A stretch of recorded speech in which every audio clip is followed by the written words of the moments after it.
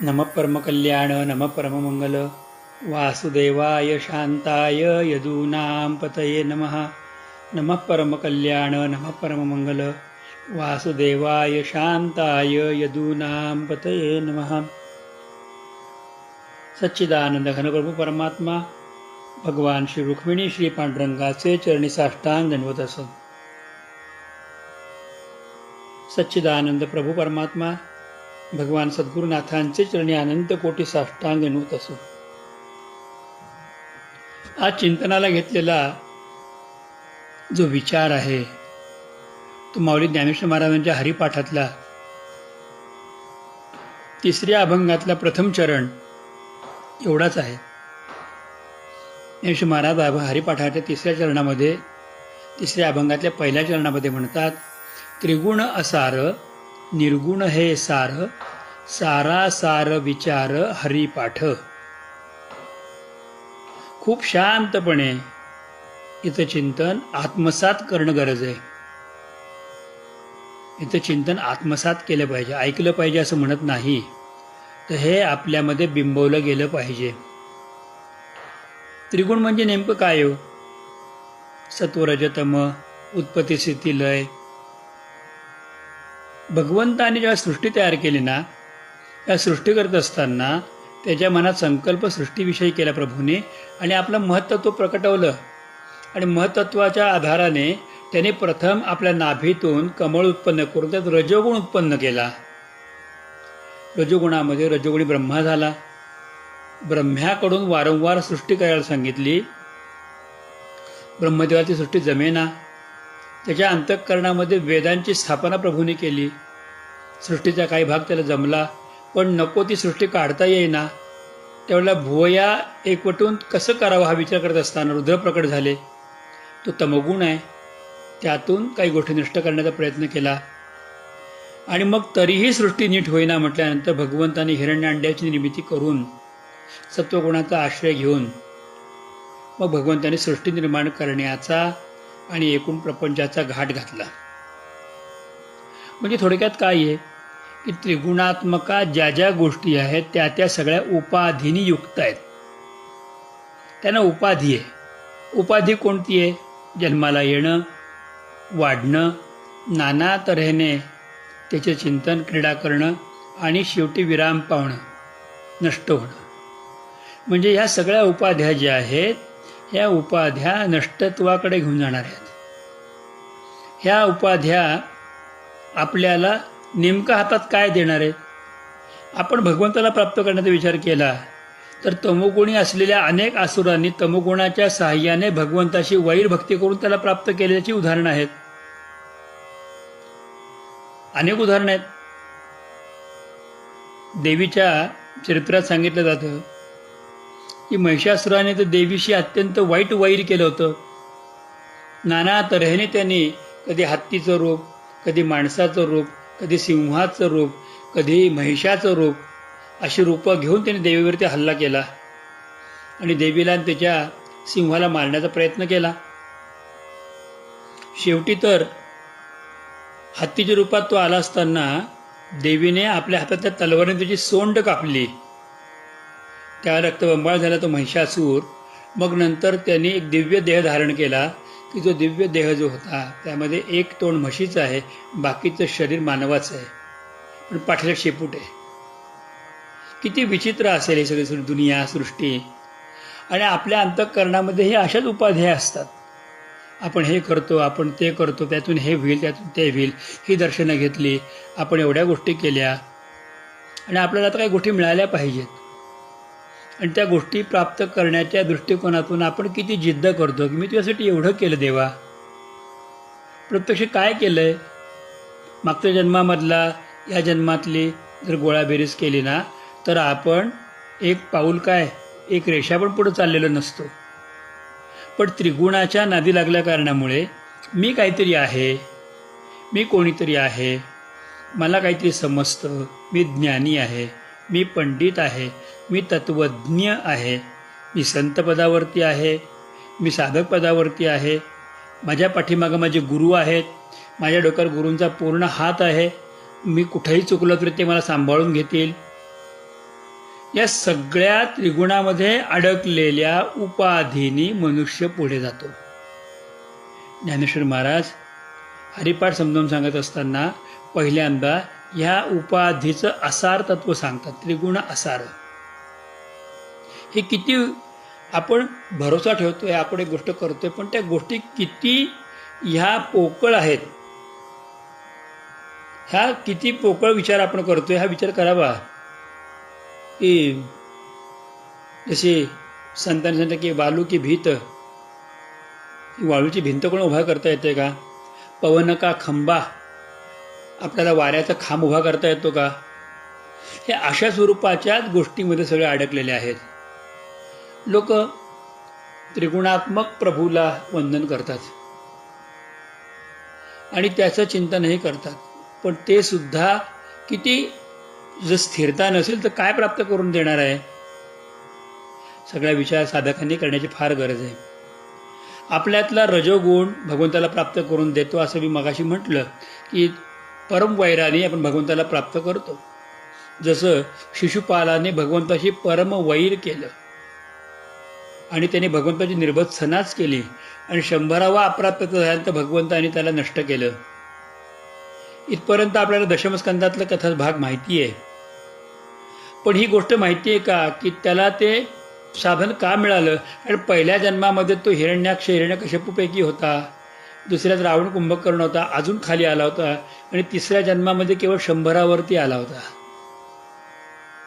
या सगळ्या गोष्टी ते विचार करायला गेल्यानंतर ना, आपण कुठल्या तरी त्रिगुणाच्या चिंतनातून मी एवढं करतो, मी सात्विक आहे, माझं असं होईल, माझं तसं होईल, कधी अडचणीमध्ये आणि सांगता येत नाही. मी एखादा जप करतोय, मग फलद्रूप का होत नाही? मी सेवा केली, ती फलद्रूप का होत नाही?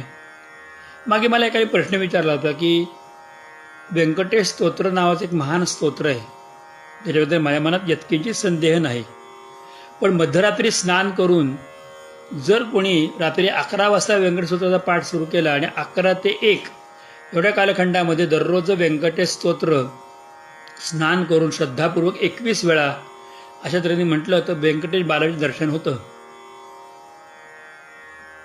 मला त्यांनी विचारणा केली होती की खरंच होतं का? म्हटलं तुम्ही करा, तुम्हाला यश मिळेल. तुम्ही व्यंकटेशाची उपासना करू इच्छिता, करा. मला पुढची गोष्ट सांगायची, मला कल्पना आहे की हे कधी कधी ते सुद्धा ऐकतील, ऐकू देत.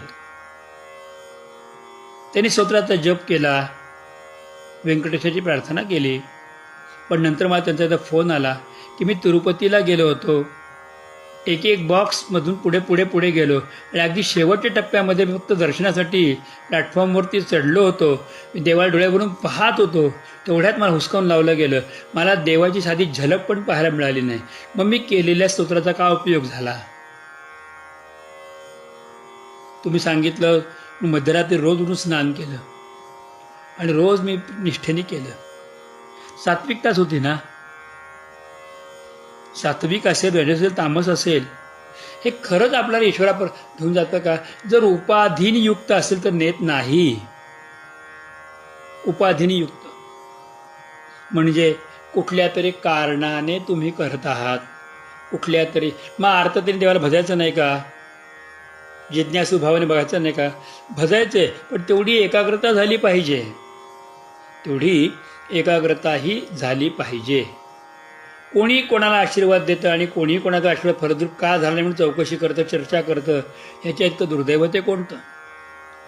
म्हणून महाराज उपाधीनी युक्त असलेले तिन्ही गुण सत्व रज तम हे असार आहेत.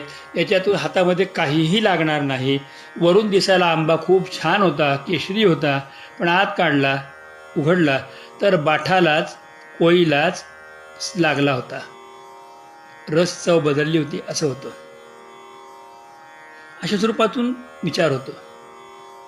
ज्ञानेश्वर महाराज पुढे अजून एक प्रश्न विचारतात. पुढचा प्रश्न जास्त संयुक्तिक आहे.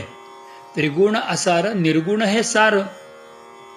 आपण सरळ वाचत जातो, थोडंसं सार या शब्दाच्या पुढे प्रश्नचिन्ह टाकायला पाहिजे. त्रिगुण असार आहे ते निर्गुण तरी सार आहे का? हा प्रश्नचिन्हाचा भाग पुढे असायला पाहिजे. की निर्गुण निराकार परमात्मा तो किती जणांना भेटला, किती जणांना ओळखता आला, किती जणांनी अनुभवला, किती जणांना कळाला. निर्गुणाच्या बाबतीमध्ये सुद्धा उपाधी होती बरं. निर्गुणाच्या मध्ये मी त्या निर्गुण निराकार परमात्म्याचं ध्यान चिंतन करतोय आणि तो परमात्मा माझ्यावरती कृपादृष्टी ठेवतोय, तो निर्गुणातून माझ्याकडे बघतोय. हे अंतरंगात उपाधी रहित असेल तर सत्य आहे. पण निर्गुणाची जो उपाधी डोक्यात घेतली ना, तर ज्ञानेश्वर महाराजांसारखी माऊलीच आम्हाला एका ठिकाणी ठणठणीतपणे सुस्पष्टपणे एका अभंगामध्ये आम्हाला वाजवून सांगते, तुझं सगुण म्हणो की निर्गुण रे, सगुण निर्गुण एकू गोविंद रे. तू सगुणही नाहीस आणि निर्गुणही नाहीस, तू एक गोविंदच आहे. हे कधी कळणार? तुझं स्थूल म्हणो की सूक्ष्म रे, स्थूल सूक्ष्म एकू गोविंद रे. आणि स्पष्टपणे म्हटलं अनुमानेना अनुमानेना. कोणाला कल्पना करता येत नाही. श्रुती नेती नेती म्हणते, त्याचा अनुमान करता येत नाही, श्रुतीलाही सांगता येत नाही. एकू गोविंद रे, तो गोविंद कोणतरी वेगळा आहे. निर्गुणामध्ये आम्ही पाहतो निर्गुण निराकार नाही जाकार, आपण त्याला पाहतो, निर्गुणाचा विचार करतो. पण इथे त्रिगुण असार निर्गुण हे सार सार तेव्हाच होईल की उपाधिरहित असेल तर. म्हणजे डोक्यामध्ये निर्गुणाचीही उपाधी झाली तर परमात्मा समजत नाही. पण निर्गुणाची उपाधी डोक्यातनं गेली की परमात्मा समोर येतो. करतरी आवळे तैसा हरी. यासाठी भागवतामध्ये 2 प्रसिद्ध आणि सुंदर उदाहरणं आहेत. त्यातलं पहिलं उदाहरण ध्रुवाचं आहे की ध्यान करता करता इतकी तंद्री लागली, विश्वाचा श्वास कोंडला, शेवटी प्रत्यक्ष परमात्मा समोर उभा राहिला.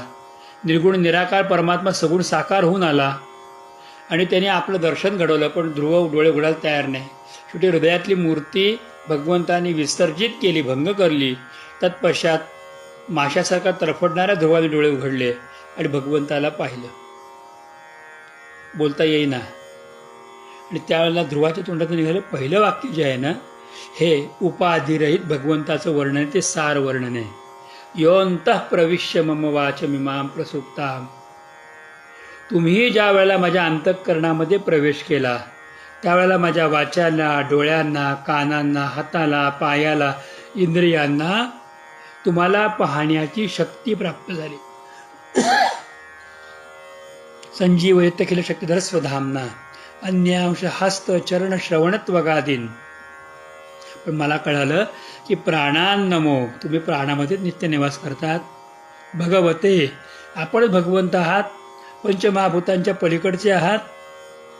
आणि पुढे पुरुषाय, आपण साक्षात परमपुरुष आहात. आणि तुभ्यम, मी तुम्हाला ओळखलं. उपाधिरहित निर्गुण ज्यावेळेला होतं त्यावेळेला भगवंतांची ओळख पडते. तर आम्ही म्हणतो की देवाच्या पायावर डोकं ठेवलं, देवाचं माझ्याकडे लक्ष आहे. गुरूंच्या पायावर डोकं ठेवलं, गुरूंचं माझ्याकडे लक्ष आहे. ते लक्ष आहे, पण त्या ते माझ्याकडे पाहतात म्हणून मी कसाही वागलो तरी ते मला सांभाळतील. ही जर निर्गुणाची उपाधी डोक्यामध्ये असेल ना, तर तुम्ही जोरात आपटल्याशिवाय राहणार नाही. आम्हाला खूप सावध केले संतांनी. पण याविरुद्ध वेगळं अनेक उदाहरण प्रल्हादांचं निर्गुणाचं चिंतन करणार आहे की प्रल्हादाने ज्या ज्या वेळेला जे जे संकट पाहिलं त्या त्या संकटामध्ये त्यांना भगवंतांचंच अस्तित्व दिसलं. हत्तीने पाय वरती केल्याबरोबर त्यांना त्याच्यामध्ये ध्वज वज्र अंकुश पादा धरणीसुद्धा सहमोदाचा अनुभव झाला. कडेलोट करताना गोवर्धनगिरी रमणाचा अनुभव झाला. प्रत्येक वेळेला उकळत्या तेलात टाकल्यानंतर नाही ग मग गाणं विनोदा, हा अनुभव झाला.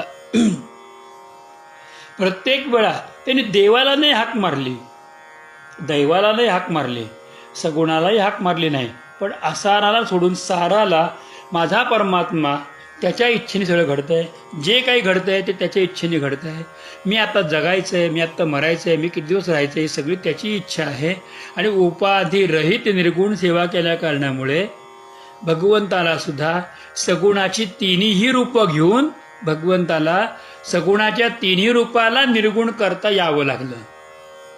तो सिंहाच्या रूपामध्ये होता, तमोगुण होता.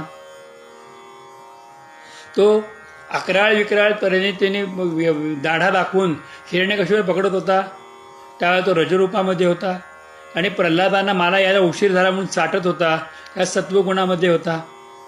पण या तिघांच्याही पलीकडे गेलेल्या त्या परमात्म्याचं स्वरूप सांगत असताना श्री प्रल्हादजी महाराज एकाच वाक्यात सांगतात, ये भगवंता, तुझ्यापेक्षा संसार जास्त भयानक आहे, मग त्याची भीती वाटते. आणि म्हणून त्या प्रभूला ते शरण गेले. हे निर्गुण सार आहे. कुठल्या बाबतीमध्ये उपाधिरहित निर्गुण जर असेल तर ते सार आहे. आणि म्हणून श्री ज्ञानेश्वर महाराज अभंगाच्या प्रथम चरणाच्या दुसऱ्या भागामध्ये आम्हाला हीच गोष्ट सांगतात, सारासार विचार हरिपाठ.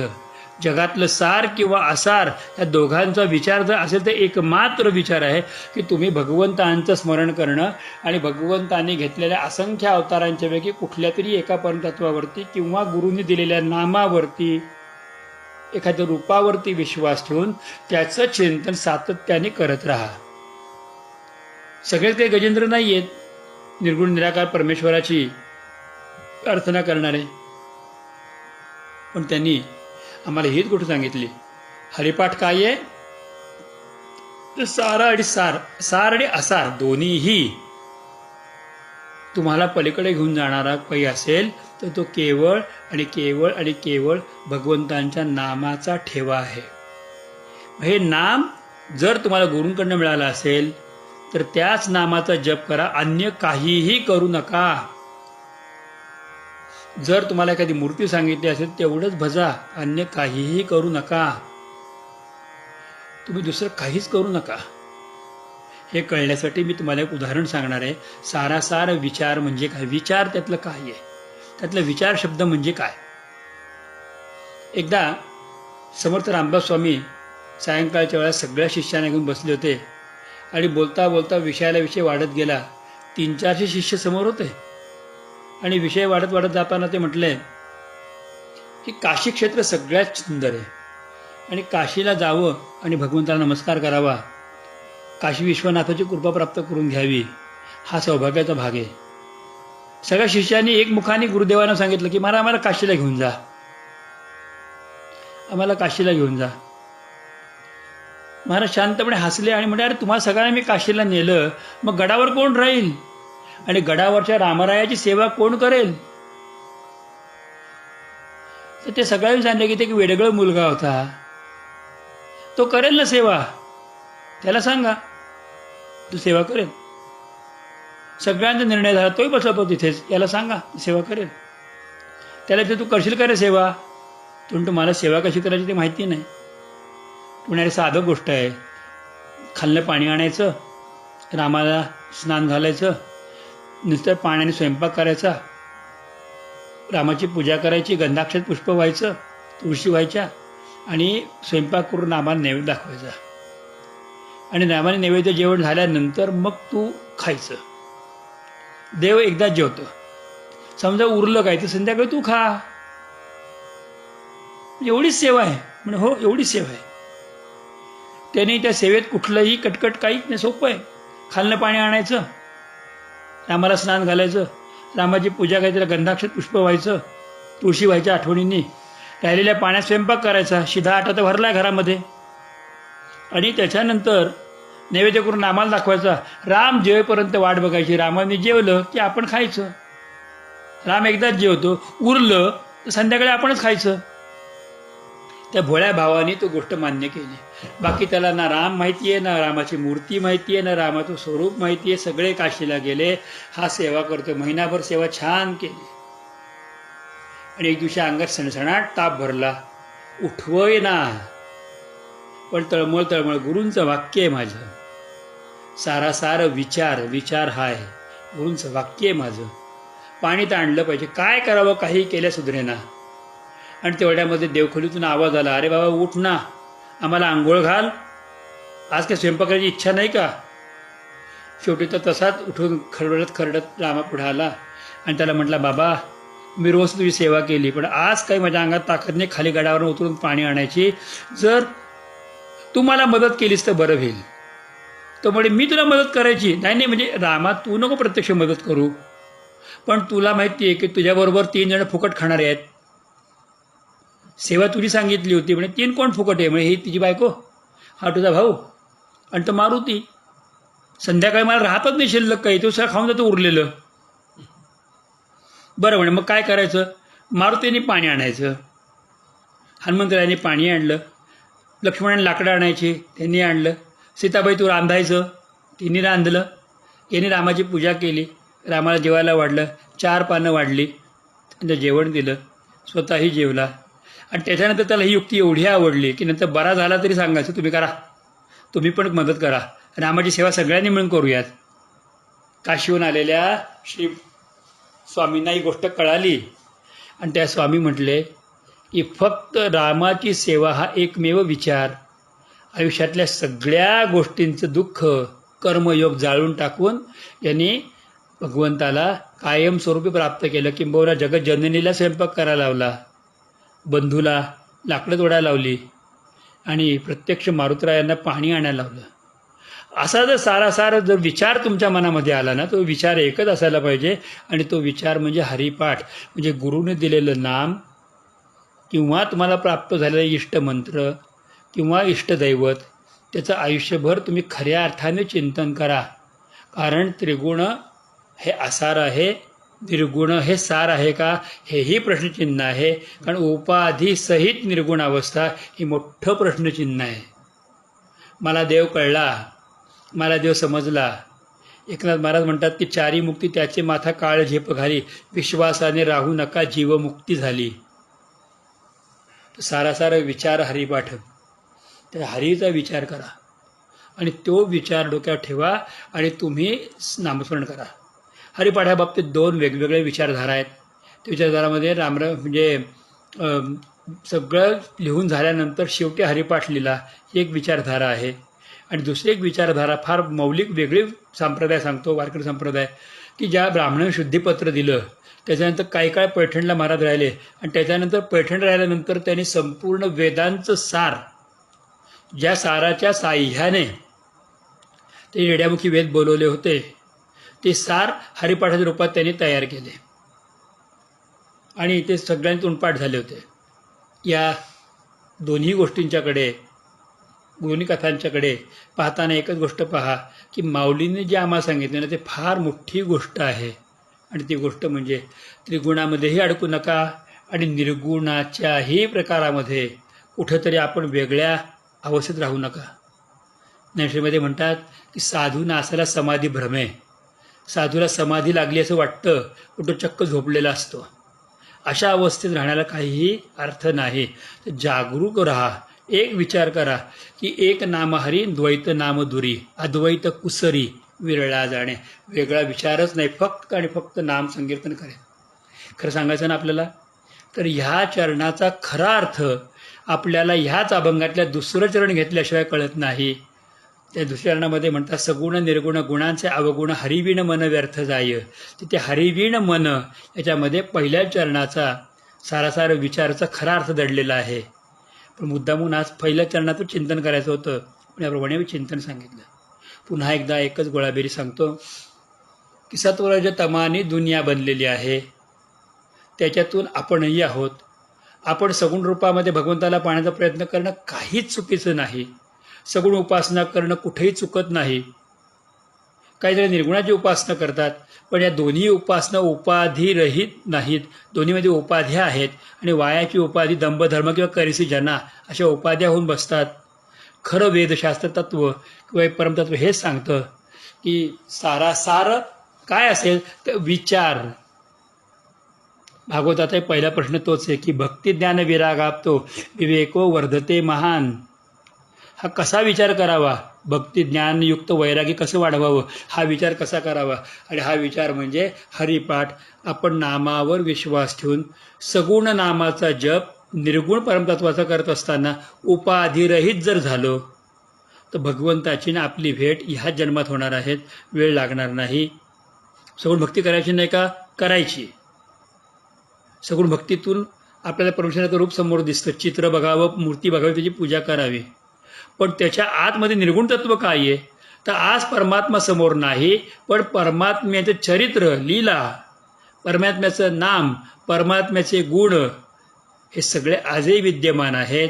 त्या विद्यमान तत्वाचा स्पर्श आपण करावा, हा एक विचार करावा आणि आयुष्यभर शेवटच्या क्षणापर्यंत त्या हरीला न विसरता त्याचं चिंतन भजन करत राहावं. हाच खरा याचा मार्ग आहे. ज्ञानेश्वर महाराजांनी वेदांना जोडून हा मांडलेला एक सुंदर विचार आहे. असो, चिंतन करत राहूयात. कारण चिंतने चिंतने तद्रूपता, इतकं चिंतन वाढेल तितके आपण हरिरूप होऊयात. झालेली सेवा भगवत चरणारविंदी, पांडुरंग चरणारविंदी, माऊली चरणारविंदी अर्पण करून सद्गुरुदेवांना वंदन करतो. सद्गुरु चरणार्पितमस्तु. पुंडलिकावरदे हरी विठ्ठल श्री ज्ञानदेव तुकाराम, श्री पंढरीनाथ भगवान की जय, माऊली ज्ञानेश्वर महाराज की जय, सद्गुरुनाथ भगवान की जय, श्री गुरु गोविंद महाराज की जय, श्री सद्गुरु केशवदत्त महाराज की जय, सद्गुरुनाथ माऊली मधुसूदन महाराज की जय, सर्व संतन की जय जय, गोपाल कृष्ण भगवान की जय. माझं सर्वांना अत्यंत प्रेमपूर्वक जय श्री कृष्ण, जय श्री कृष्ण, जय श्री कृष्ण.